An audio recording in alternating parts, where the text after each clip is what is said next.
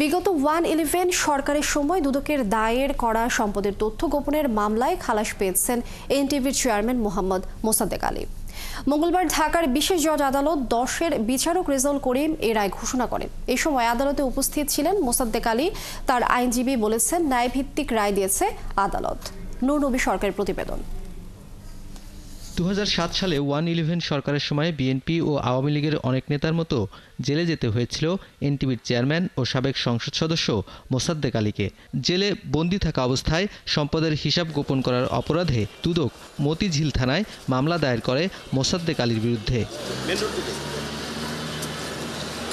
দীর্ঘ 18 বছর সেই মামলার বিচারিক প্রক্রিয়ায় অংশ নেন তিনি। মঙ্গলবার ঢাকার বিশেষ জজ আদালত 10-এ মামলাটি যুক্তিতর্ক শুনানির জন্য ধার্য ছিল।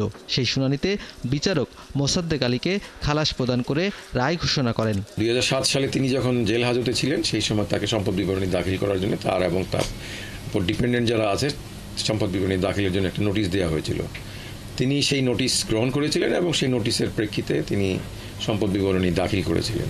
আজকে যুক্তিতর্ক শুনানি ছিল। যুক্তিতর্ক শুনানি শেষে বিজ্ঞ আদালত সন্তুষ্ট হয়ে তাকে এই মামলা থেকে খালাস প্রদান করেছেন। দুদকের দায়ের করা এই মামলাকে রাজনৈতিক হয়রানিমূলক হিসেবে আখ্যা দেন মোসাদ্দেক আলীর আইনজীবী। সমস্ত তথ্য পর্যালোচনা শেষে উপলব্ধি করেছেন যে এগুলি হয়রানিমূলক মামলা ছিল এবং তিনি এগুলি শুনে বিচার বিশ্লেষণ করে ওনাকে এই মামলার দায় থেকে বেকসুর খালাস দিয়েছেন এবং তিনি সঠিক এবং ন্যায়ভিত্তিকই আদেশটা দিয়েছেন। প্রভাব মুক্ত হয়ে যেমন দুদক পারে নাই, তেমনি তিনি প্রভাব মুক্ত হয়ে আজকের রায়টা দিয়েছেন। মোসাদ্দেক আলীর বিরুদ্ধে দুর্নীতির আরও কয়েকটি মামলা ঢাকার বাইরে বিচারাধীন রয়েছে।